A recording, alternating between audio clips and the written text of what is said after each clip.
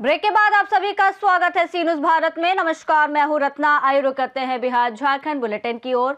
बात होगी कैमूर की, जहां मार्च में बढ़ते तापमान ने नुआ प्रखंड के सरकारी स्कूलों में जनजीवन प्रभावित, खासकर पेयजल की कमी के कारण बच्चों शिक्षकों की मुश्किलें बढ़ गई हैं। साथ ही बात करेंगे मोतिहारी की, जहां पचपकड़ी थानाध्यक्ष पूजा कुमारी ने देवापुर में दहेज हत्या मामले के फरार अभियुक्त रुद्र नारायण मिश्र, नीरज मिश्रा और बिंदु मिश्रा के घर कुर्की कार्रवाई की है। ऐसी तमाम खबरों पर विस्तार से चर्चा करेंगे। खबर धनबाद से है, जहां शहीद दिवस पर महात्मा गांधी और देश के महान क्रांतिकारियों भगत सिंह, सुखदेव और राजगुरु को उनके सर्वोच्च बलिदान के लिए श्रद्धांजलि दी गई। 23 मार्च 1931 को लाहौर जेल में इन वीर सपूतों को फांसी दी गई थी। इस अवसर पर सिंदरी के अमर क्लब में भाकपा माले ने शहीदों को माल्यार्पण कर श्रद्धांजलि दी। सिंदरी विधायक कामरेज चंद्रदेव महतो ने कहा कि शहीदों का बलिदान राष्ट्र की स्मृति में हमेशा अंकित रहेगा और उनकी परिकल्पित समाज निर्माण की दिशा भी अभी भी अधूरी है। उन्होंने कहा कि आज यदि शहीदों को सच्ची श्रद्धांजलि देनी है तो युवाओं और लोगों के बीच जन संघर्ष को आगे बढ़ाना होगा और रोजगार, शिक्षा, स्वास्थ्य जैसे प्रमुख मुद्दों पर ध्यान देना होगा। आज शहीद आजम भगत सिंह, सुखदेव, राजगुरु का शहादत दिवस है और इनका शहादत आज भी कई मायने में महत्वपूर्ण है।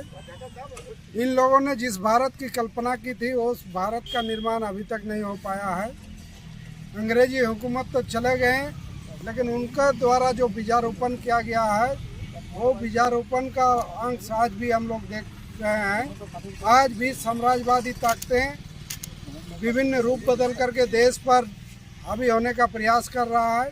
ऐसे मायने में युवाओं को देखना होगा, समझना होगा कि भगत सिंह के भारत को यदि बनाना है तो निश्चित रूप से युवाओं के अंदर एक स्पष्ट विचार लाना है कि भगत सिंह का भारत के लिए जो विघटनकारी ताकतें हैं या फिर तोड़ने वाली ताकतें हैं उसके खिलाफ में एकजुटता दिखाने की ज़रूरत है और सारे मोर्चों पर, सारे जगहों पर इसको करने की ज़रूरत है। इस चीज़ के लिए हम लोग हर साल जुटते हैं, संकल्पित होते हैं और इनके शहादत से जो हमको ऊर्जा, प्रेरणा मिलती है उससे हम लोग साल भर संघर्ष को आगे बढ़ाने का काम करते हैं।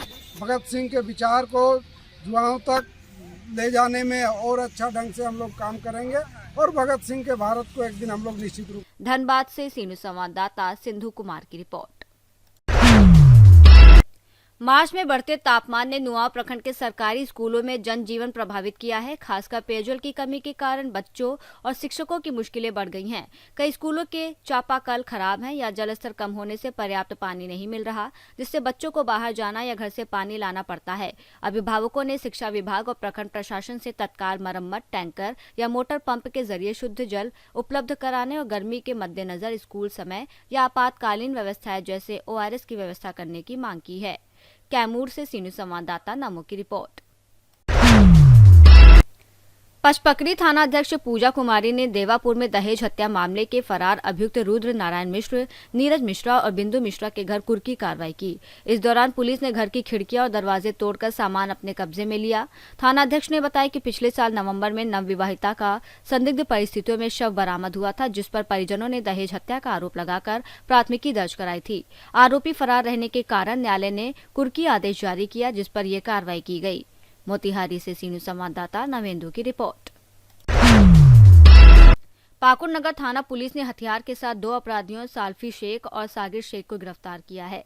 जानकारी के अनुसार सिद्धो कान्हू पार्क के पास झगड़े की सूचना पर पुलिस और टाइगर मोबाइल टीम पहुंची, जहां अपराधियों ने भागने की कोशिश की। आरोपियों को पीछा कर पकड़ा गया। तलाशी में एक के पास देशी कट्टा बरामद हुआ। दोनों आरोपियों को न्यायिक हिरासत में भेज दिया गया। वहीं पुलिस ने एक मोटरसाइकिल भी जब्त की है।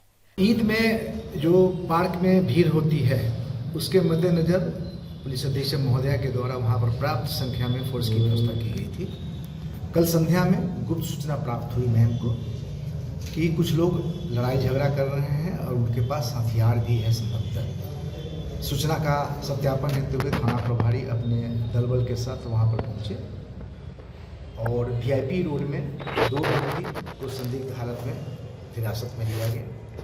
उसकी विधिवत जमा तलाशी ली गई। उसके कमर के से एक देसी कट्टा जिसमें एक गोली लोड था वो पकड़ा गया। जब उस व्यक्ति से उस हथियार की वैधता और उसके कागजात के विषय में मांगा गया तो उसने कोई कागजात वगैरह नहीं दिखाया, है ना। तब उस व्यक्ति को विधिवत गिरफ्तार किया गया, आर्म्स की जब्ती सूची बनाई गई और दोनों व्यक्ति को गिरफ्तार करके थाना लाया गया। जब उस व्यक्ति से उसी तरह हथियार के स्रोत के विषय में पूछा गया कि तुमने हथियार कहाँ से प्राप्त किए हो, तो उसने बहुत ही महत्वपूर्ण सूचनाएं पुलिस को दी है, जो हमारे अनुसंधान का विषय है, जिसकी तहकीकात हम लोग कर रहे हैं।